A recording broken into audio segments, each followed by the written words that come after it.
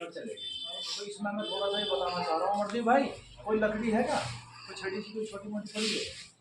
अब जो मैन बात, मैं बहुत सारा विस्तार तो दीदी ने कर ही दिया, टाइम 4 बजने जा रहे हैं, टाइम ज़्यादा हो जाएगा। मैं तो मैन मुद्दे की बात ये करना चाह रहा हूँ, लक्ष्मी की पूजा घर घर में हो रही। तो हम लक्ष्मी की पूजा करते आ रहे हैं, हमारे दादा परदादा भी कर रहे थे, हमारे पिताजी ने भी करी, माँ ने भी करी, हम भी कर रहे हैं, अब आपके बच्चे भी कर रहे, करते रह रहे, करते जा रहे, करते जा रहे। तो लक्ष्मी मिली नहीं किसी को, किसी को मिली कैसे बताओ ना, मेहनत बिना करे पैसा आता नहीं कहीं से। तो हमारा जो मेन मकसद है, जो भी टाइम जिसमें तो एक चित्र दिखाया है, महात्मा वाला ये देखो, सब इधर ध्यान करो, ये लक्ष्मी नारायण लिखा रखा है यहाँ, ये ना लक्ष्मी नारायण, कौन इनकी पूजा करे लक्ष्मी की। तो इसमें एक टाइम ऐसा था, तो आपके ध्यान होगा कि एक टाइम ऐसा था जब आपकी सबकी शादी हुई, तो शादी के टाइम पे 16 श्रृंगार करके आए थे सब। जब लड़की अपने घर से ससुराल की तरफ चले तो 16 श्रृंगार करे, कोई नू नहीं कहता 20 श्रृंगार कर आई, ना कोई नू कहता 15 श्रृंगार कर आई। बड़े बुढ़े मजाक में कहता ना 16 श्रृंगार करो घूमरी, कहता ना गाँव में कोई वैसी मजाक में।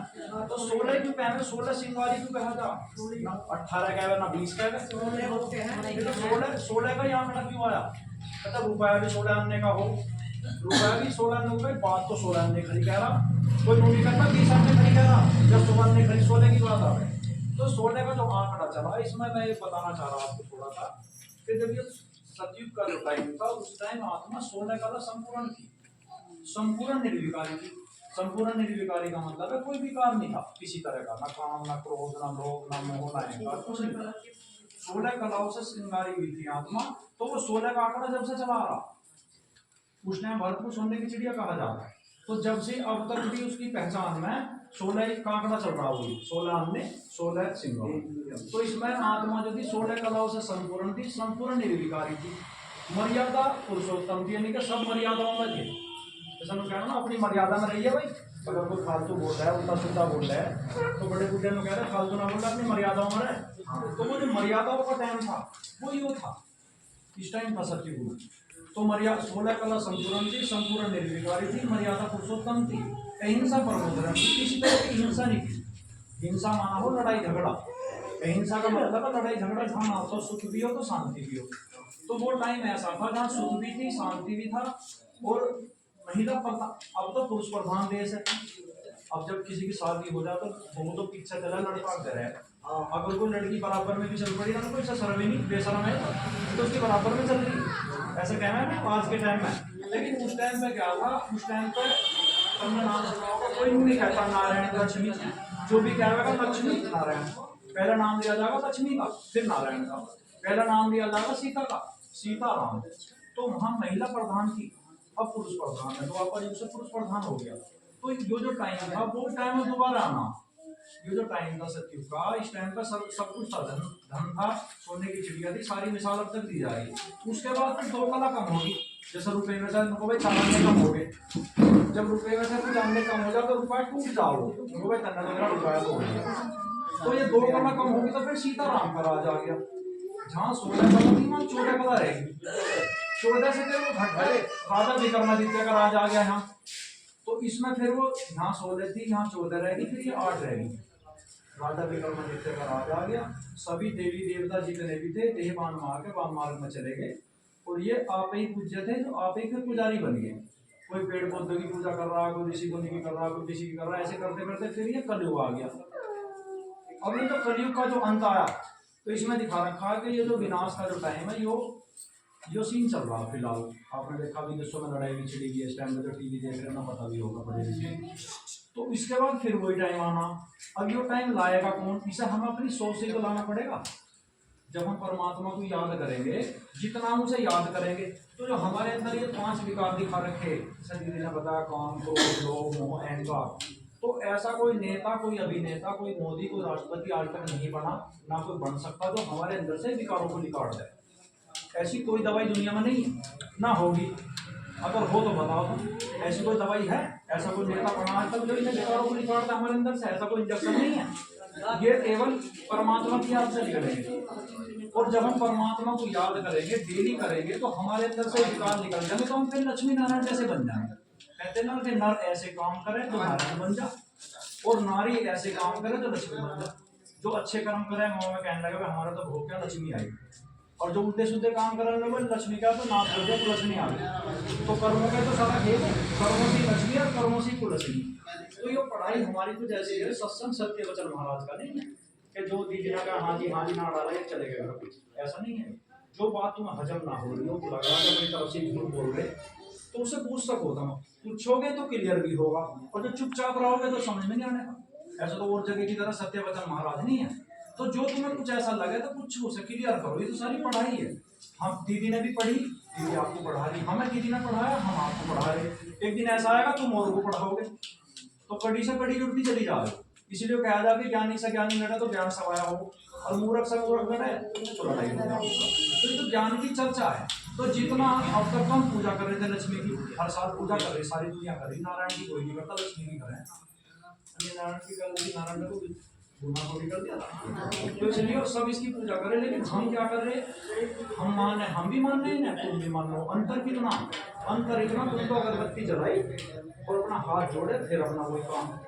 हम क्या करें, हम इनके जैसा बनने की कोशिश कर रहे थे, हम ऐसे बने नहीं। दीदी हो चाहे कोई भी हो, हम अभी तक संपूर्ण कोई नहीं इस धरती पर। इस धरती पर सब, हर इंसान के अंदर कोई ना कोई कमी है। एक वो परमात्मा ऐसा है जिसमें कुछ कमी नहीं। तो हम डेली जब उसे परमात्मा को याद करें, तो जितने जितने ये हमारे अंदर से विकार निकलते रहे, इतने ही हम उन जैसा बनने की बढ़ते रहे। तो जब डेली उसे याद करोगे, डेली परमात्मा को याद करोगे, तो ये विकार निकलने शुरू हो जाएंगे, तो हमारे अंदर देवताओं जैसे गुण आने लगे। लेकिन वो एक बार में नहीं होने का, या महीने 20 दिन का काम नहीं है, जो डेली करना पड़ेगा।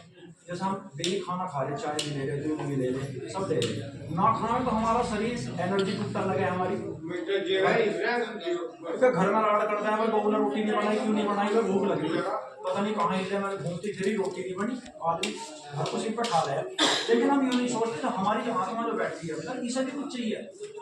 इसे क्या चाहिए, इसे अच्छे विचार चाहिए, इसे सोच चाहिए, शांति चाहिए। वो मिलेगी कहाँ से, वो हमारी बुद्धि चलती है, उसमें सारी बातें हैं। जब हम डेली बुद्धि पढ़ते हैं तो हमारी आत्मा को खुराक मिले। पेट को तो खुराक मिले, एक तो पानी से नहाना है, एक ज्ञान से नहाना। पानी से तो सारी दुनिया नहा रही है, नहाना धोना साफ करना कोई बड़ी बात नहीं है, सब नहा रहे, जानवर भी नहा रहे। लेकिन हमारी जो आत्मा है उसे हमें ज्ञान से नहलाना, और वो तरीका वही है। जितना भी परमात्मा से यहाँ चित्र लगा हुआ, जितना हम इसे फोकस करेंगे, अपने को आत्मा समझ के इसे याद करेंगे। तो जो पढ़ने वाले बच्चे, हमारे यहाँ कई सारे बच्चे तो ऐसे आम है जो कहते थे कि भाई हमारी याददाश्त कम थी, एक बार पढ़ लिया भूल जाते। अगर अपने को आत्मा समझ कर तुम यहाँ से डेली आधा घंटा 20 मिनट भी आके ज्योति बिंदु, जो परमात्मा ज्योति बिंदु जो चिन्ह लगा हुआ अंदर, ऐसा जो लग रहा है, तो जब इस पर अगर तुम बिल्कुल एकाग्रचित होकर ध्यान लगाओगे, तो हमारी बुद्धि की एकाग्रता बढ़ेगी। और जब हमारी बुद्धि की एकाग्रता बढ़ेगी, तो हमारी जो भूलने की आदत है ना, कि पैसे कहाँ धर दी, ये चाबी कहाँ धर दी, घर की जो छोटी मोटी चीजें रख के भूल जा आदमी, तो वो नहीं तो भूल रहा है कि हमारा बुद्धि हमारी भटक रही है। हमारी बुद्धि गर्म तवे की तरह हो रही, जैसा गर्म तवा हो ना, तो गर्म तवे पर अगर एक बूंद भी पानी की गिर गई, वो छनन देश गिर जाएगी। जो तवा ठंडा होगा तो पानी की बूंद भी ठंडी हो जाएगी। तो हमारी बुद्धि जो है वो गर्म तवे की तरह हो रही। उसके घर की बात, उसके घर की बात, उसकी लोग नाम कर दी, उसके लोग नाम कर दी, वहाँ ऐसा होगी, वहाँ वो होगी, वहाँ वो होगी। जितनी हम घर घर की समाचार सुन रहे, तो हमारी बुद्धि इतनी खराब होगी कि आम की बात ठहरती है हमारी बुद्धि में। अगर कोई चुगली कर दे तो चुगली की बात हम भूल लो नहीं। अगर यहाँ बैठ के हम बताने लगे कि हमारे गाँव में जैसा होगी, 5 आदमी मार दिया, तब नहीं बोल लो। अगर कहीं का किस्सा सुना दिया तो बोल लो नहीं, उसे बोलता नहीं। लेकिन अगर ये बात जो परमात्मा की बात है ना, भूल जाओ, इन्हें नहीं तो भूल रहे हैं, क्योंकि हमारी बुद्धि गर्म तवे की तरह हो रही। उसे ठंडा करने के लिए क्या करना पड़ेगा, शांति का जो सागर परमात्मा है उसे याद करना पड़ेगा। उसे बिना याद करे बुद्धि ठंडी नहीं होने की, क्योंकि गर्म करने वाले दुनिया में बहुत है, ठंडी करने वाले कम है। जब गुस्सा आ जाए, बात हो जाए, तो गाँव में क्या कहना है, अरे माता ठंडे दिमाग से सोच, ठंडे से कहना है ना। कोई नहीं कहेगा गर्म दिमाग से सोचिए, कोई नहीं कहता। जो भी कहेगा ये कहेगा ठंडे दिमाग से सोच, ठंडे दिमाग से सोचेगा तो सोच अच्छी होगी, निर्णय शक्ति बढ़ेगी। तो वो ठंडा दिमाग करने के लिए पढ़ाई तो तुम ज्यादा भी आधे घंटा भी अगर टाइम तुमने डेली ले लिया, एक हफ्ते को इसलिए कहा जा रहा भाई, तुम सोचने लगा पता नहीं ना शांति वालों ने बांध दिए सारे, तो रोज यहाँ है हम पे सजाया गया। लेकिन अगर तुम आधे घंटे के लिए डेली आ गए, कुछ भी ना, अगर यहाँ कोई भी नहीं मिलता, बाई चांस ऐसा हो जाए, वैसे अगर भाई यहाँ है, अगर 1% नहीं भी मिलते, तो तुम यहाँ बाबा के कमरे में आकर अगर 10 मिनट वहाँ बैठ कर सामने ज्योति बिंदु पर भी फोकस लगाया, वो अपने आप की देखो कि मैं चौधरी नहीं हूँ, चौधराट से कुछ नहीं मिलने का। चाहे चौधरी हो, इंजीनियर हो, डॉक्टर हो, वकील हो, कुछ भी हो, अगर कुछ प्राप्ति करनी तो चौधराट को तो धरना पड़ेगा लट्ठा के, अपने आप को आत्मा समझना पड़ेगा। ये कड़वा सत्य है, अटल सत्य है ये। अगर हम अपने पद पोजीशन की अहंकार में रहेंगे तो उससे निभा सकते। इसीलिए क्या कहा जा, एक बोल कहा जा क्या कि परमात्मा को पाने के लिए झुकना पड़े, कुछ पाने के लिए कुछ झुकना पड़ेगा, कुछ खोना पड़ेगा। खोना क्या पड़ेगा? 3 चीज का ध्यान रखना पड़ेगा। एक आना, 5 सिक्के, यानी कि एक बार तो आना पड़ेगा और 5 खोटे सिक्के हमें देने पड़ेंगे। 5 खोटे सिक्के कौन चाहिए? हमारे सब के अंदर ये 5 खोटे सिक्के सब में, चाहे वो बच्चा है, चाहे बड़ा है, चाहे औरत है, चाहे आदमी है। काम, क्रोध, लोभ, मोह, अहंकार, ये 5 खोटे सिक्के सबके अंदर है। तो जब यहाँ डेली हम आवेंगे, एक बार आना, एक आना खर्च होगा। आने का मतलब एक बार आना 24 घंटे में, और ये 5 खोटे सिक्के जब भी हमारे अंदर से निकल के भगेंगे, जितना हम इसे याद करेंगे परमात्मा को दिखा रखा। तो तुम करके देखो, महीना 20 दिन लगातार करके देखो। वैसे भी कहना है कि अगर 90 दिन तक लगातार कोई चीज कर ले आदमी तो सफलता मिल जाए। कोई हनुमान जी की पूजा करा है 90 व्रत करने, कोई कह रहा जी 20 व्रत करने, तो ज्यादा भी नहीं। अगर तुमने 1 महीना भी लगातार, जैसे हमारे नियम कायदे जो उस तरह का चल के देख लिया, अगर ठीक लगे तो ठीक है, नहीं तो जैसे थे अपना फिर उसी ले बदल दीजिए। कोई पाबंदी तो है नहीं, कोई फीस भी नहीं जा रही, तो नहीं हुए तो मैं बांध लिया। अगर तुम्हें लगे 1 महीने में हाँ भाई कुछ है तो आगे आते रही हो, लेकिन करके देखना पड़ेगा। हमारे देश की देखो, राष्ट्रपति ने 25 तारीख में जितने भी धर्म सम्मेलन है सारे बुलाए। जो टीवी देखते हैं, मोबाइल देखते हैं, ना पता होगा, तो धर्म सम्मेलन जो हमारे देश को चलाने वाली प्रधानमंत्री से भी बड़ा पद हो राष्ट्रपति का, तो 25 तारीख की वीडियो अभी बड़ी हुई है, वो हमने बहुतों को दिखाई, अमरदीप भाई ने शायद यहाँ दिखाई होगी। तो उसमें दिखाया जितने भी धर्म गुरु हैं सारे बुलाए उन्होंने। एक ही मकसद था कि सबका मालिक एक है, और किसी को कोई दिक्कत हो तो बोलो, राष्ट्रपति सामने बैठे कुर्सी डाल, तो सबने अपना अपने विचार रखे, सबने, तो सबने बात हाथ जोड़ने की बात करी, आपकी बात ठीक है, सबका मालिक एक, सबका मालिक एक, चाहे किसी भी बिरादरी का, किसी धर्म का, सबका मालिक एक। तो हमने क्या कहा, साईं बाबा ने कहा सबका मालिक एक है, हमने उसकी तरफ तो ध्यान दिया नहीं। साईं बाबा की मूर्ति बनाई, पूजा करी, जिसने भी कोई बात अच्छी करी उसकी मूर्ति बना के पूजनी शुरू कर दी, लेकिन सबने ही सारा ऊपर को करा। अगर कोई आफत आ जा, कोई दिक्कत हो जा, सब कोई नुका भैया अब तो ऊपर वाला है, कोई नू नहीं कहता बराबर वाला करेगा फैसला, इनके वाला करेगा, नीचे वाला करेगा, जो भी कहेगा भैया अब तो हमारा फैसला ऊपर वाला ही करेगा। अगर कोई आफत आ जाए ऐसी तो उसकी तरफ इशारा जा, तो है कौन को, ये भी तो पता होना चाहिए कौन करेगा फैसला। ऊपर तो पता नहीं कौन कौन, कोई ग्रह भी है, सूरज चांद सितारे भी हैं, कौन करेगा फैसला? तो वो ऊपर वाला वो है, जिसे लोग कहा ना बेमाता। जब बेमाता भाग बांटी थी, जब तक सो रहे थे, तो बेमाता हम सोचे थे, पहले हम भी सोचे थे बेमाता कोई बुढ़िया औरत होगी, ऐसी माता कोई रस्ती होगी। लेकिन जब हमें दीदी ने बताया कि बेमाता वो है जिसका माँ है ना बाप है, जिसका माँ है ना बाप है। अगर बेमाँ का कोई हो तो उसे क्या आएगा बेमाता। तो एक परमात्मा शिव ऐसा है जिसका माँ है ना बाप है, बेमाता। तो इसे जितना हम इसे याद करेंगे, हमें छुड़ावेगा भी वही विकारों से, क्योंकि जो खुद फंसा हुआ वो क्या छुड़ावेगा, कोई विकारों से अलग है, वो क्यों अलग है? क्योंकि उसका ध्येय नहीं है, हमारे जैसा ध्येय नहीं है, हमारे अंदर सबके अंदर कमी है, उसका ध्येय नहीं तो उसमें कमी भी नहीं।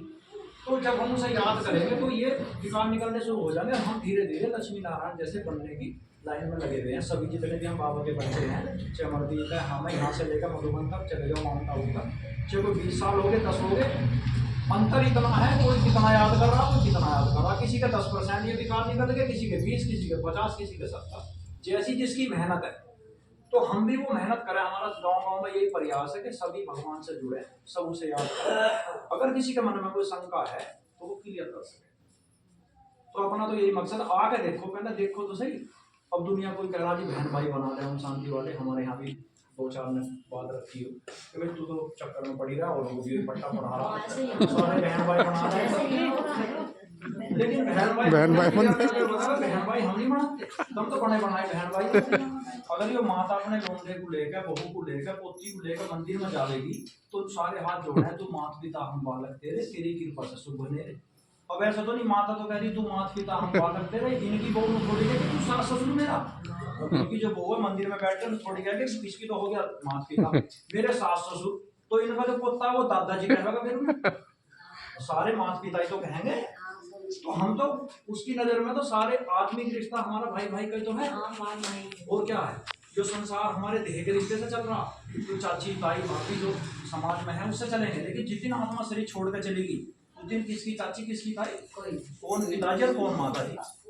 तो सारा रिश्ता हमारा बहन भाई है। अगर सुनो अभी हम जान के मनदीप का गांव है, पिताजी बैठे, अगर आप हमें कहीं अचानक मिल जाओ तो हम नहीं दोगे ना बहन जी में खोजेगी, कोई गुड़िया से मिल गई माता जी में खोजेगी, तो बहन जी भाई जी माता जी हुई तो कहने किसी को ऐसा कुछ कह दे तो वो लड़ाई हो जाए। तो जो आत्मिक रिश्ता है वही तो है। और इसीलिए कहा जाए हिंदू मुस्लिम सिख ईसाई आपस में भाई भाई, अन्य तो बाकी तुम्हारा पिताजी अलग है, हमारे अलग है, इनके अलग है, सबके अलग अलग। तो जितना भी हो सके, हम तो शोर में यही कहना चाह रहे हैं कि जितना भी हो सके इस पर फोकस दो। इसके चिन्ह जगह जगह बने हुए हैं, इसे याद करो तो तुम्हारा खुद ही तुम लक्ष्मी जैसे बन जाओ। ऐसे कर्म करो जो दुनिया मिसाल दे। मेरा मर्जी समाज की पाठशाला खोली थी जब से हमारी दादी बहुत बदल गई भाई, जब से हमारी माँ तो बहुत बदल गई। हमारे यहाँ कई सारी माता दीदी ऐसी हैं जो अपने बच्चों को बिना गाड़ी के बोल रही थी, तो जिस दिन से हम आना शुरू करा तो धीरे धीरे बालक भी गया भाई रोहतास करना हमारी माँ की गाड़ी तो छुड़ा ली, मगर पान तो धीरे धीरे कितना बदलाव होगा। हाँ नहीं, जब भी गाड़ी दे रही थी और पहले भी गाड़ी दे रही थी तो यहाँ का फायदा क्या हुआ, यहाँ का फायदा क्या हुआ, हमारी जुबान पर भी कंट्रोल हो हमारा। हमारी जुबान वही बोल रहे जो कहने लायक बात है, क्या कहना क्या नहीं कहना, क्या सुनना क्या नहीं सुनना। तो ये सारी बात हमारे अंदर जो शक्ति आ रही वो परमात्मा को से याद करने से आ रही। तो डेली अमृत वेले आ जाओ, दोपहर को आ जाओ, रात को आ जाओ। तो उनका जिन्हें ऐसा सिस्टम कर रखा, ताला खुला पड़ा रहे, खुला दरबार, किसी भी टाइम जब भी तुम्हें टाइम मिले, चाहे मंदिर में भी तो जावे आदमी रोका चढ़ाना है, तो 10 मिनट को आओ, योग करो, चले जाओ, कोई दिक्कत परेशानी। दीदी का नंबर लिखे हुए बोर्ड पे भी लिख रहे हैं, मंदिर भैया भी है, अंकल जी भी है, कुछ कुछ देखो ये 3-4 बात ऐसी क्या कहेंगे लोग, सबसे बड़ा रोग, सबसे बड़ा रोग है क्या कहेंगे लोग।